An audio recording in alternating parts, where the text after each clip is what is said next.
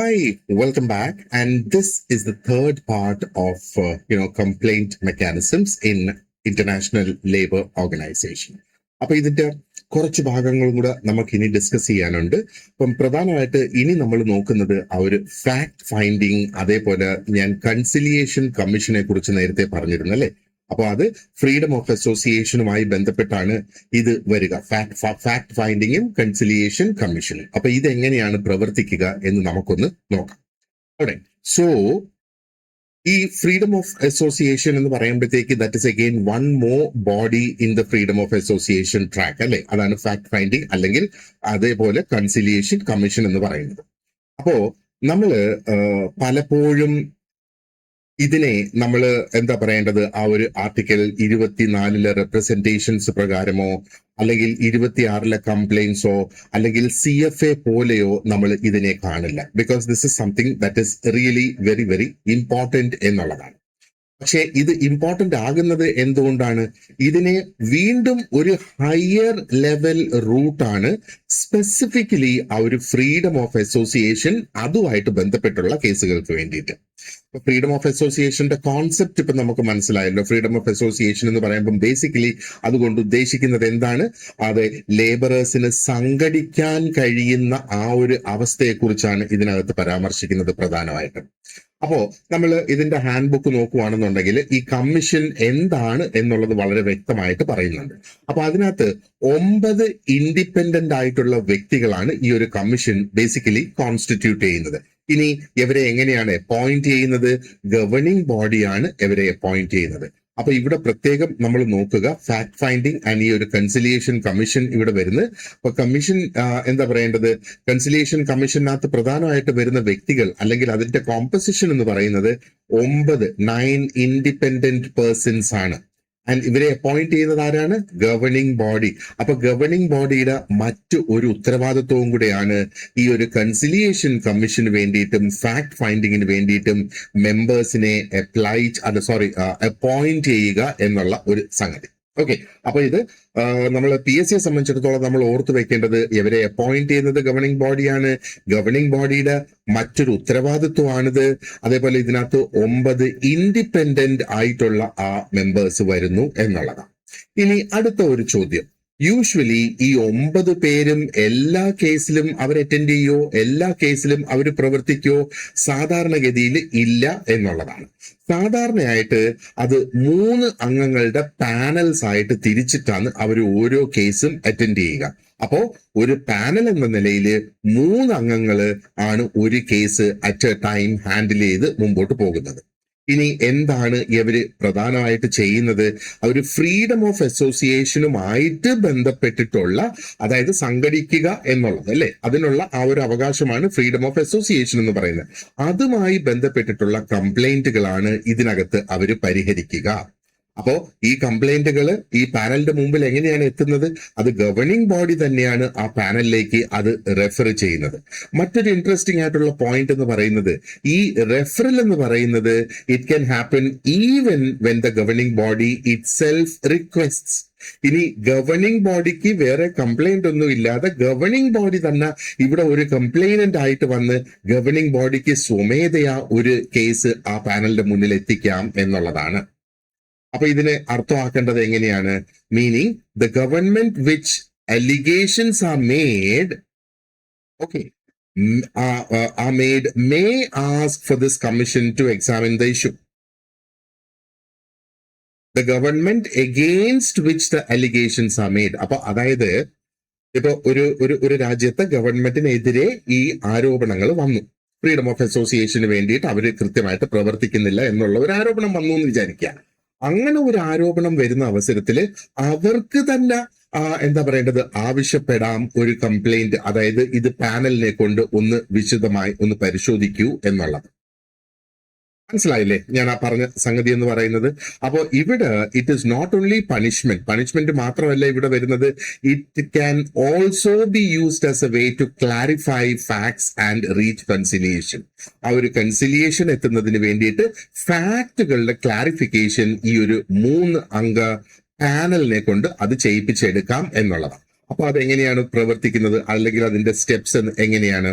അതിന്റെ പ്രൊസീജിയർ ശരിക്കും പറയുന്നത് to be comparable to as a commission of enquiry. ഒരു കമ്മീഷൻ ഓഫ് എൻക്വയറിയുടെ പ്രൊസീജിയർ എന്താണ്, അതേ സെയിം പ്രൊസീജിയർ തന്നെ ഇവിടെ ഈ ഒരു പാനൽ ഫോളോ ചെയ്യും എന്നുള്ളതാണ്. അതിന്റെ അർത്ഥം it is more formal and investigative than the usual CFA handling. അപ്പോ ആ യൂഷ്വൽ CFA ഹാൻഡിൽ ചെയ്യുന്നതിനേക്കാളും കുറെ കൂടെ ഫോർമലുമാണ്, കുറെ കൂടെ കൂടുതൽ ഇൻവെസ്റ്റിഗേഷൻസ് ആവശ്യമുള്ള ഒരു സംഗതിയും കൂടെയാണ് എന്നുള്ളതാണ്. ആൻഡ് മറ്റൊരു സംഗതിയോട് ഓർക്കേണ്ടത്, ഇവര് റിപ്പോർട്ടും പ്രൊഡ്യൂസ് ചെയ്യും ആൻഡ് ഈ റിപ്പോർട്ട് പബ്ലിഷ് ചെയ്യുകയും ചെയ്യും. അപ്പൊ എവിടെയാണ് ഇത് പബ്ലിഷ് ചെയ്യുന്നത്? ILOയുടെ ജേർണൽസിലാണ് ഇത് പബ്ലിഷ് ചെയ്യുന്നത്.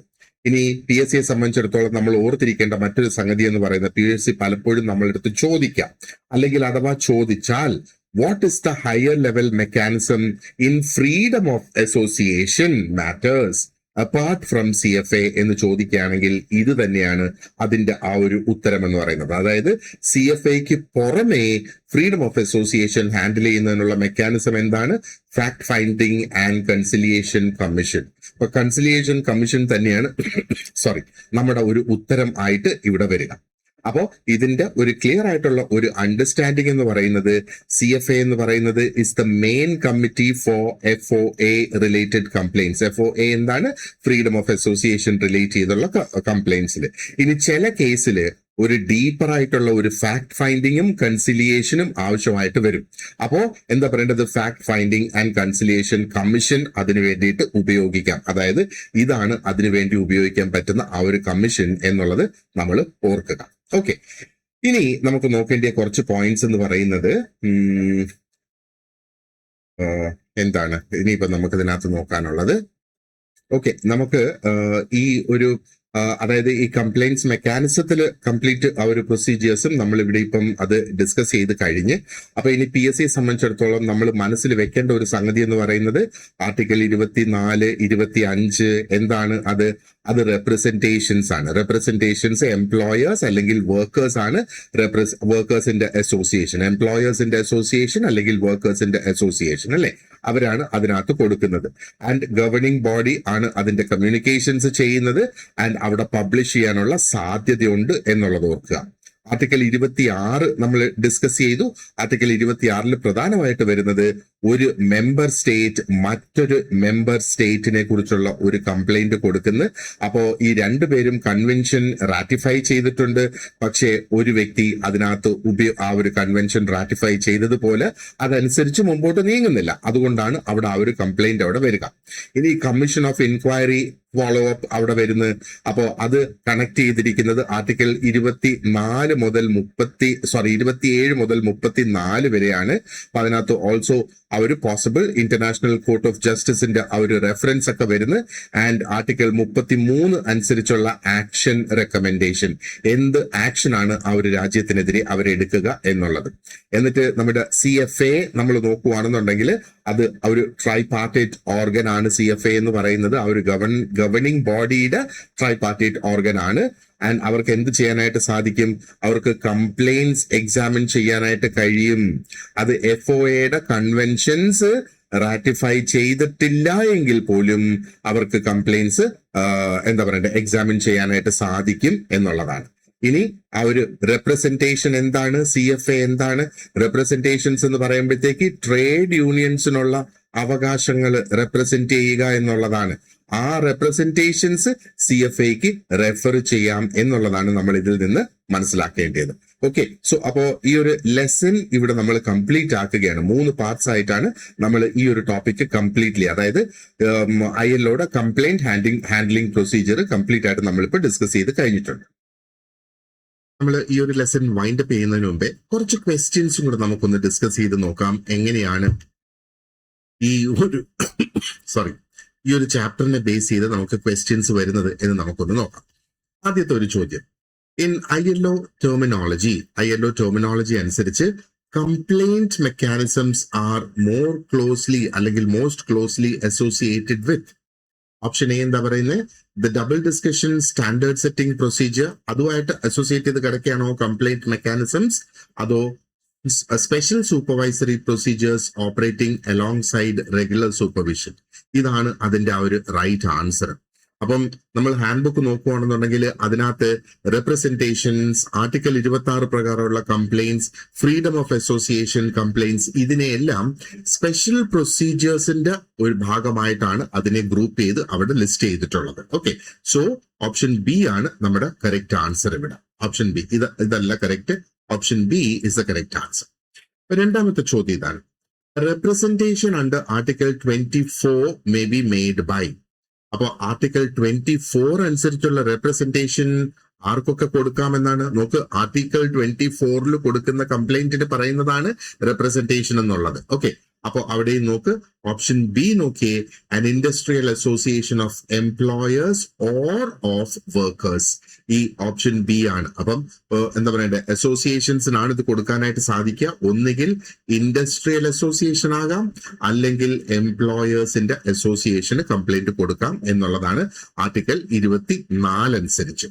മൂന്നാമത്തെ ചോദ്യം, article 24 representations are concerned with. Article 24 representations എന്തുമായിട്ട് ബന്ധപ്പെട്ട് കിടക്കുന്നു എന്നുള്ളതാണ്. Option A, any human rights violation ratified or not.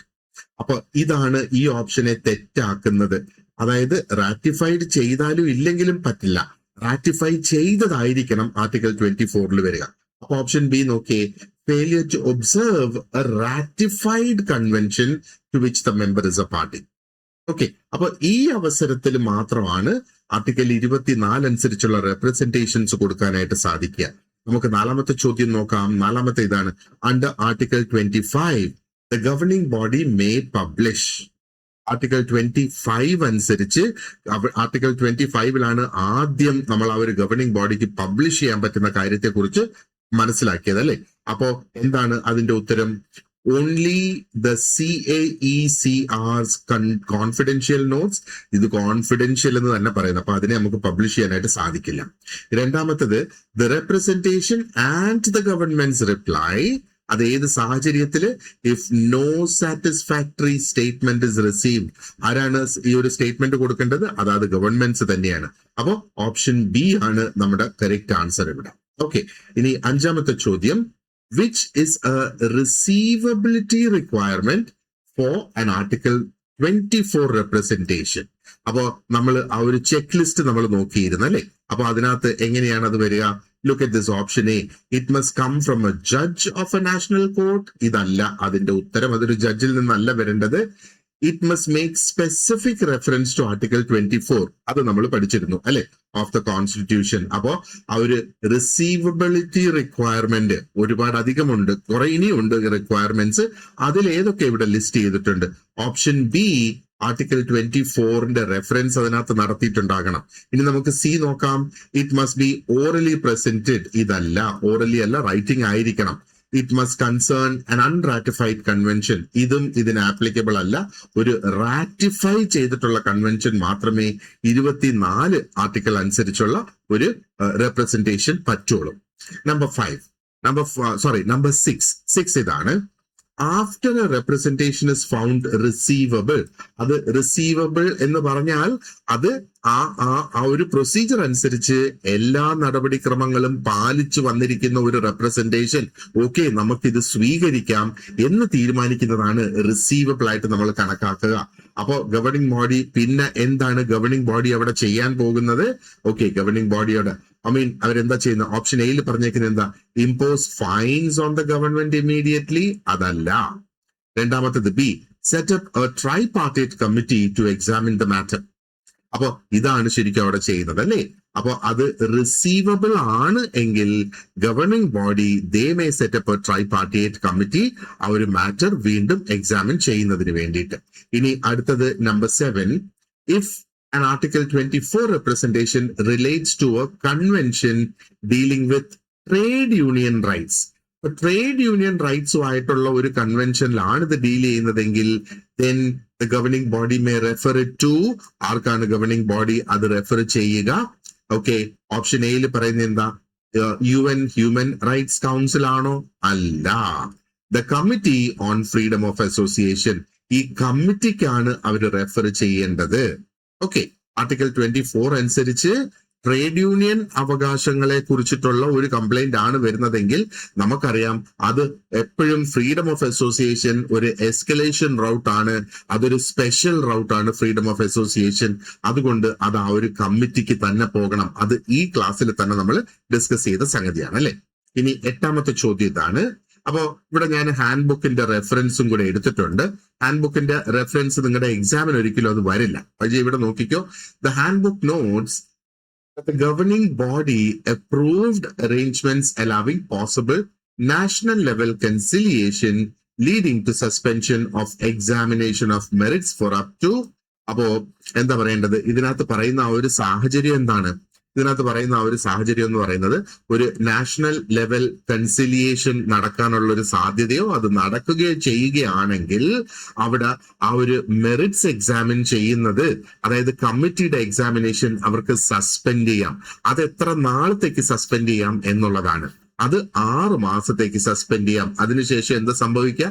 അതിനുശേഷം വീണ്ടും അവര് അതിന്റെ റിപ്പോർട്ട് തേടും എന്നുള്ളതാണ്. Okay, now let's move on to question number 9.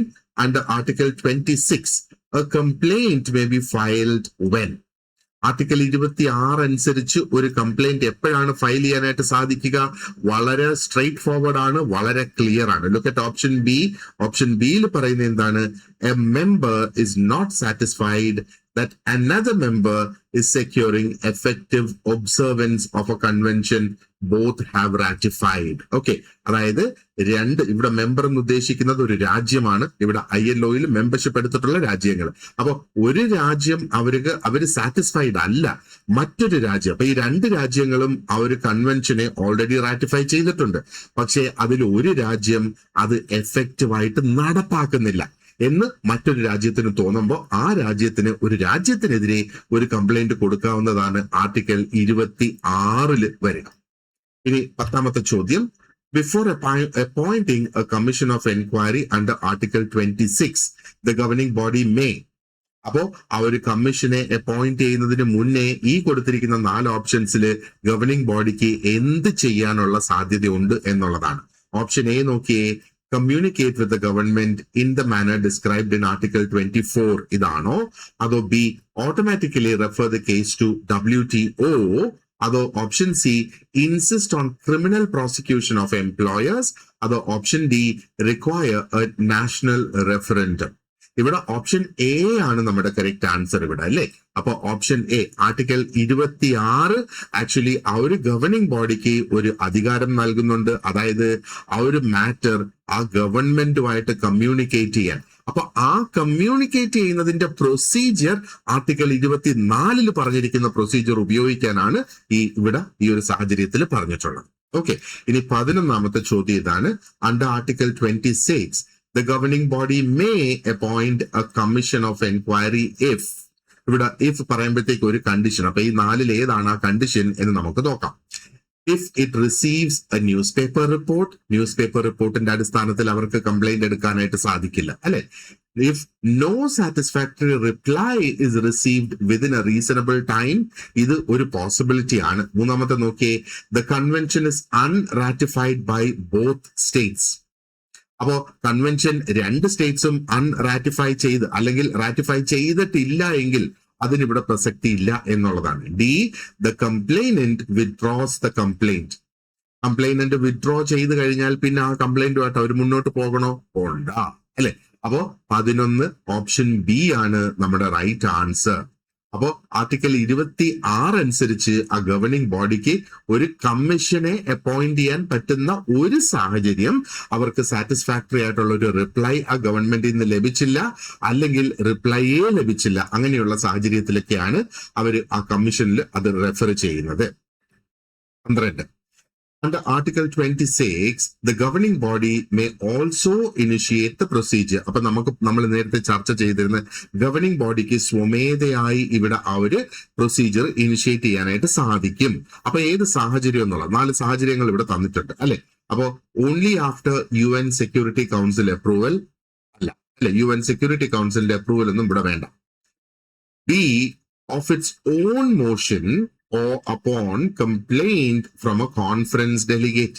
അപ്പൊ കോൺഫറൻസിൽ വരുന്ന ഒരു ഡെലിഗേറ്റിന്റെ കംപ്ലൈന്റ് അനുസരിച്ചോ അല്ലെങ്കിൽ അവരുടെ സ്വന്തം നടപടി അനുസരിച്ചോ? ഓപ്ഷൻ ബി ആണ് നമ്മുടെ കറക്റ്റ് ആൻസർ ഇവിടെ 12ാമത്തെ ചോദ്യം. 13, which constitutional provision is specifically linked to members cooperation with the commission of inquiry? മെമ്പേഴ്സിന്റെ കോഓപ്പറേഷനെ കുറിച്ച് പരാമർശിക്കുന്നത് ഏത് ആർട്ടിക്കിളിലാണ് എന്നാണ് ചോദ്യം. So that is article 27. ഇത് നമ്മൾ ഡിസ്കസ് ചെയ്തതാണ് അല്ലെ. 14ാമത്തെ ചോദ്യം, which provision mentions possible reference of a commission of inquiry report to the International Court of Justice? International court of ജസ്റ്റിസിലേക്ക് പോകുന്ന ആ ഒരു സാഹചര്യം എന്താണ്?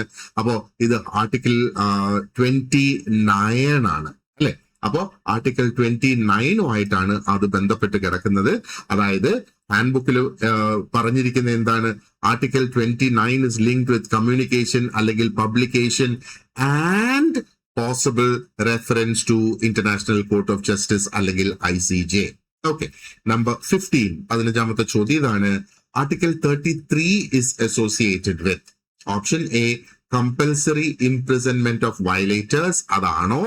അതോ governing body recommendation as to action by the conference if recommendations are not carried out? അപ്പോ നോക്ക്, article 33 പ്രധാനമായിട്ട് പറയുന്നത് ഇതാണ്. അതായത് ഗവർണിംഗ് ബോഡി റെക്കമെൻഡ് ചെയ്യാം അവർക്ക് as to action by the conference.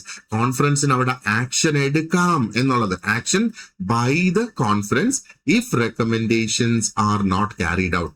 അപ്പൊ അവർ റെക്കമെൻഡേഷൻസ് പാലിച്ച് മുന്നോട്ട് പോകുന്നില്ല എങ്കിൽ അവിടെ ആക്ഷൻ എടുക്കാം എന്നുള്ള കാര്യമാണ് ആർട്ടിക്കിൾ 33 ബന്ധപ്പെട്ട് കിടക്കുന്നത്. Number 16, the committee on freedom of association CFA അതിന്റെ ഏറ്റവും ബെസ്റ്റ് ഡിസ്ക്രിപ്ഷൻ എന്താണ് എന്നുള്ളതാണ് ചോദിക്കുന്നത്. അപ്പൊ option A an expert committee of 20 independent jurists appointed for 3-year terms അതാണോ? Option B a tripartite organ of the governing body with an independent chairperson. ഇതാണ് കുറച്ചും കൂടെ ആപ്റ്റ് ആയിട്ടുള്ള ഒരു ഡെഫിനിഷൻ. ഈ committee on freedom of association അല്ലെ. അപ്പൊ ഇവിടെ എത്ര മെമ്പേഴ്സ് എന്നൊന്നും പറയുന്നില്ല, പക്ഷെ അതൊരു ട്രൈപാർട്ടൈറ്റ് ഓർഗൻ ആണ്. അപ്പൊ ഈ ഒരു ഡെഫിനിഷൻ ആണ് ഈ കൊടുത്തിരിക്കുന്ന ഓപ്ഷൻസിൽ ഏറ്റവും ഉചിതമായിട്ട് വരുന്നത്. അതുകൊണ്ടാണ് ഇത് നമ്മൾ ചൂസ് ചെയ്യുന്നത്. Right. So let's move on to question number 17. A key feature of CFA complaints is that they may be entertained. അപ്പൊ ഇവിടെ 4 ഫീച്ചേഴ്സ് കൊടുത്തിട്ടുണ്ട്. അതിലെ ഒരു കീ ഫീച്ചർ ഓഫ് കംപ്ലൈൻസ് ആണ് നമ്മൾ അവരോട് ചോദിച്ചേക്കുന്നത്. അപ്പൊ എന്താണ് എന്ന് നമുക്ക് നോക്കണമെങ്കിൽ ഈ 4 ഓപ്ഷൻസും വായിച്ചു നോക്കണം. Option A, only when the country has ratified all fundamental conventions. അപ്പൊ എന്താ പറയുന്നത്? a key feature of CFA complaints. CFA complaints ഏത് സാഹചര്യത്തിൽ എന്റർടൈൻ ചെയ്യാം എന്നുള്ളതാണ്. അപ്പൊ ഇതാണോ? ഓൺലി വെൻ എല്ലാ ഫണ്ടമെന്റൽ കൺവെൻഷൻസും റാറ്റിഫൈ ചെയ്തെങ്കിൽ മാത്രമാണോ?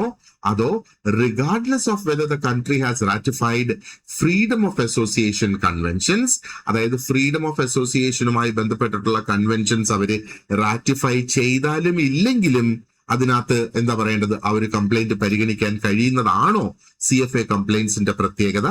മൂന്നാമത്തേത്, only when the country is under UN sanctions.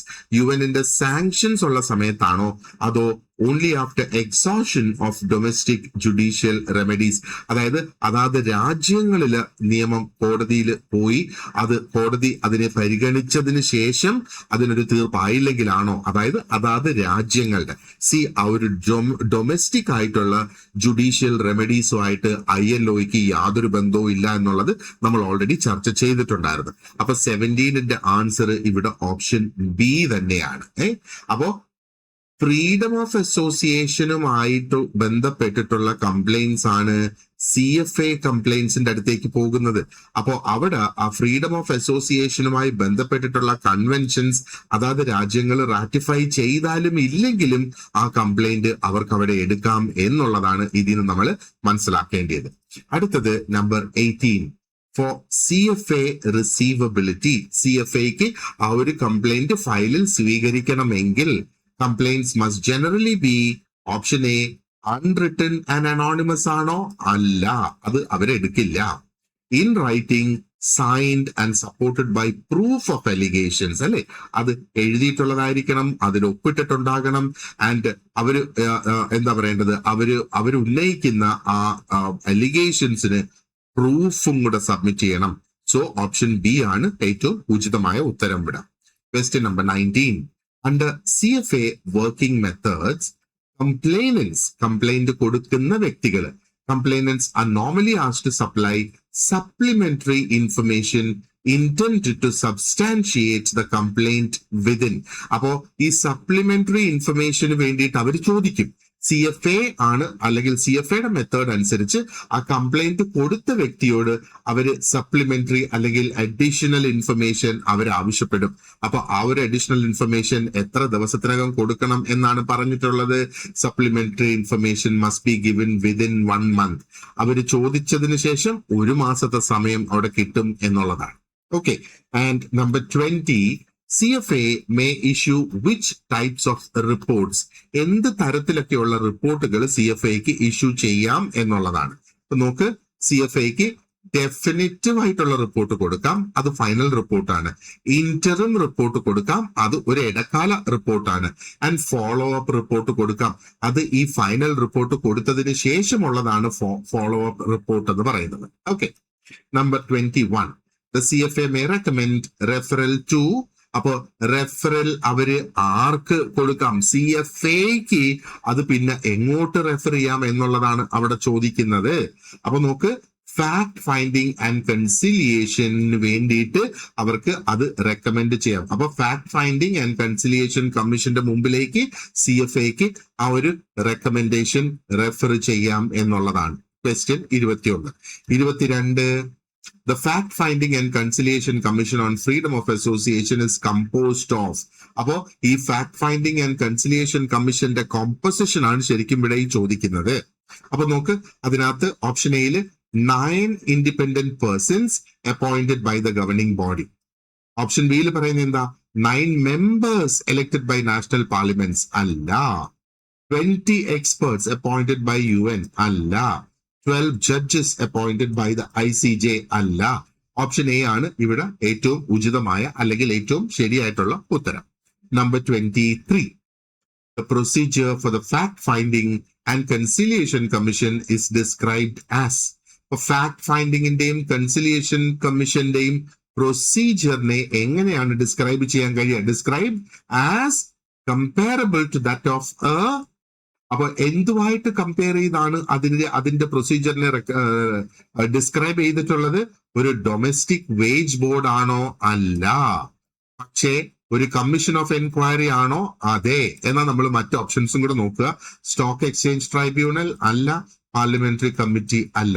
അപ്പൊ ഈ ഡൊമസ്റ്റിക് വേജ് ബോർഡോ സ്റ്റോക്ക് എക്സ്ചേഞ്ച് ട്രൈബ്യൂണലോ പാർലമെന്ററി കമ്മ്യൂണിറ്റിയോ പ്രവർത്തിക്കുന്നത് പോലെ അല്ല ഈ ഒരു എന്താ പറയണ്ട fact finding and conciliation commission പ്രവർത്തിക്കുന്നത്. അവര് പ്രവർത്തിക്കുന്നത് ഒരു എന്താ പറയണ്ട കമ്മീഷൻ ഓഫ് എൻക്വയറി എങ്ങനെ പ്രവർത്തിക്കുമോ അതനുസരിച്ചാണ് അവര് പ്രവർത്തിക്കുന്നത്. സോ ഓപ്ഷൻ ബി ആണ് ഇവിടുത്തെ കറക്റ്റ് ആൻസർ.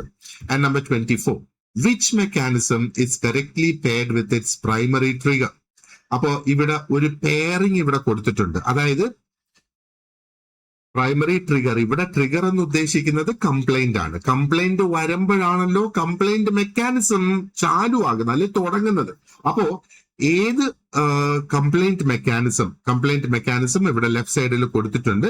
അപ്പൊ ഏത് കംപ്ലൈന്റ് മെക്കാനിസം ആണ്, ഏത് ട്രിഗർ അനുസരിച്ച് ഏത് കംപ്ലൈന്റ് മെക്കാനിസം, അപ്പൊ അത് കറക്റ്റ് ആയിട്ട് കൊടുത്തിരിക്കുന്നത് ഏതാണ് എന്നുള്ളതാണ് ചോദ്യം. ഇവിടെ നോക്കിയേ, ആർട്ടിക്കിൾ 24 റെപ്രസെന്റേഷൻ എപ്പോഴാ വരുന്നത്?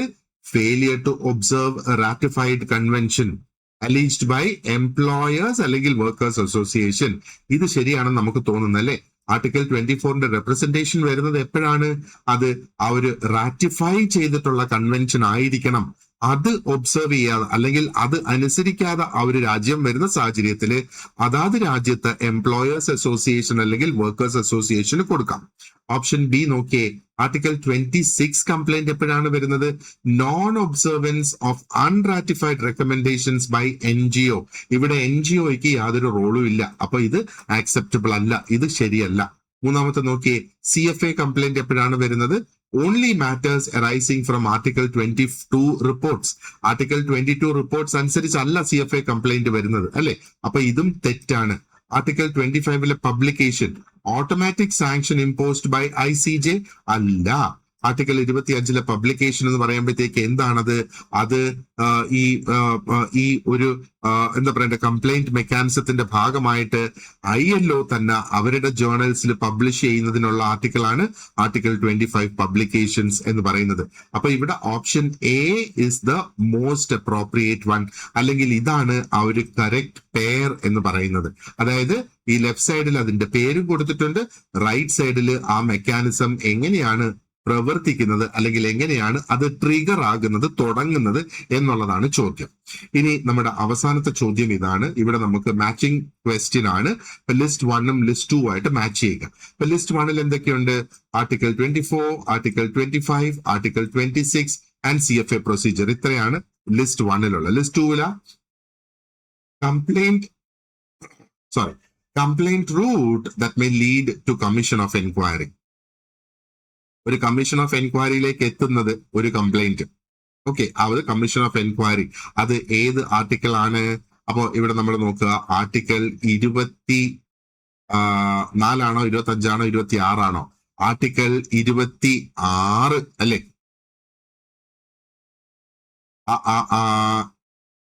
അല്ല, നമുക്കത് ഒന്നും കൂടെ ഒന്ന് നോക്കാം. അത് എല്ലാം ഒന്ന് വായിച്ചു നോക്കാമേ. ഓപ്ഷൻ ബിയിൽ കൊടുത്തേക്കുന്ന എന്താണ്? ലിസ്റ്റില് publication of representation and reply when statement is absent or unsatisfactory. അപ്പോ ഇത് പബ്ലിഷ് ചെയ്യുന്ന കാര്യമാണ് ഇവിടെ ഈ പറയുന്നത് ഇല്ലേ? അപ്പൊ പബ്ലിഷ് ചെയ്യുന്ന കാര്യം എപ്പോഴും എങ്ങനെയാണ് വരിക? അത് നമുക്കറിയാം, ആർട്ടിക്കിൾ 25 അനുസരിച്ചാണ് ഈ ഒരു പബ്ലിക്കേഷൻ അവിടെ വരുന്നത്. ഇനി നമുക്ക് ഇത് നോക്കാം. representation by employers or workers association on non-observance of ratified convention. ഇത് പെട്ടെന്ന് നമുക്ക് ഓർമ്മ വരും. ഇത് ഓപ്ഷൻ അല്ലെങ്കിൽ ആർട്ടിക്കിൾ 24 ഇവിടെ ശരിക്കും ഈ പറയുന്നത് അല്ലെ. ആൻഡ് ഇതെന്താണ്? Special procedure for freedom of association complaints that can be processed even without ratification. ആ ഒരു റാറ്റിഫിക്കേഷൻ ഇല്ലാത്തപ്പോ പോലും അതാണ് ഈ CFAയുടെ സ്പെഷ്യൽ പ്രൊസീജിയർ എന്ന് പറയുന്നത് അല്ലെ. അപ്പൊ നമുക്ക് ഇതിനെ ഇവിടെ നമുക്ക് മാച്ച് ചെയ്യാം. ആൻഡ് അപ്പോ ആർട്ടിക്കിൾ 26 എന്തായി? Complaint route that may lead to commission of enquiry. അത് ആർട്ടിക്കിൾ 26 ബേസ് ചെയ്താണ് അല്ലെ, നമ്മൾ ഇപ്പോ ഡിസ്കസ് ചെയ്തത് തന്നെയാണുള്ളത്. അപ്പോ എന്താ പറയേണ്ടത്? ആർട്ടിക്കിൾ 24 ഓപ്ഷൻ സിയു ആയിട്ട് പോകുന്നു, ആർട്ടിക്കിൾ 25 ഓപ്ഷൻ ബിയു ആയിട്ട് പോകുന്നു, ആർട്ടിക്കിൾ 26 ഓപ്ഷൻ എയു ആയിട്ട് പോകുന്നു, and CFA procedure option Diu ആയിട്ട് പോകുന്നു. അതാണ് ഇതിന്റെ ആ ഒരു കറക്റ്റ് മാച്ച് എന്ന് പറയുന്നത്. ഇതേപോലെയുള്ള ചോദ്യങ്ങൾ നമുക്ക് പ്രതീക്ഷിക്കാം. കാരണം ഈ മാച്ച് ദ ഫോളോയിങ്ങിൽ ശരിക്കും പറഞ്ഞാൽ 4 ചോദ്യങ്ങളുണ്ട്. പക്ഷെ 4 ചോദ്യത്തിനും കൂടെ 1 മാർക്കേ നമുക്ക് കിട്ടുള്ളൂ. അപ്പൊ കൂടുതൽ ഇൻഫർമേഷൻ ഉൾപ്പെടുത്തിക്കൊണ്ട് അവർക്ക് ചോദ്യം ക്രിയേറ്റ് ചെയ്യാം എന്ന ഒരൊറ്റ മാർക്കിന്റെ ചോദ്യമായിട്ടായിരിക്കും അത് വരിക. അപ്പൊ ഇങ്ങനെയുള്ള ചോദ്യങ്ങൾ നമ്മൾ കുറെ അധികം ഈ ഒരു പരീക്ഷയ്ക്ക് പ്രതീക്ഷിക്കണം എന്നാണ് എന്റെ അഭിപ്രായം. അതേപോലെ statement type questions, assertion reason type questions, ഇതെല്ലാം നിങ്ങളുടെ ആ ഒരു എന്താ പറയേണ്ടത് ക്വസ്റ്റ്യൻ പേപ്പേഴ്സിലും സാമ്പിൾ ക്വസ്റ്റ്യൻ പേപ്പേഴ്സിലും ഒക്കെ ഞാൻ ഒത്തിരി അധികം ക്വസ്റ്റ്യൻസ് ഇതേപോലെ ഇൻക്ലൂഡ് ചെയ്തിട്ടുണ്ട്. സോ ഈ ഒരു ലെസൺ നമ്മളിവിടെ കംപ്ലീറ്റ് ചെയ്യുകയാണ്. അപ്പൊ 3 പാർട്സിലായിട്ടാണ് ഈ ഒരു കംപ്ലൈന്റ് പ്രൊസീജിയർ നമ്മൾ മൊത്തം ചെയ്തിട്ടുള്ളത്. Okay, so thank you very much for watching this lesson and you have an excellent day ahead.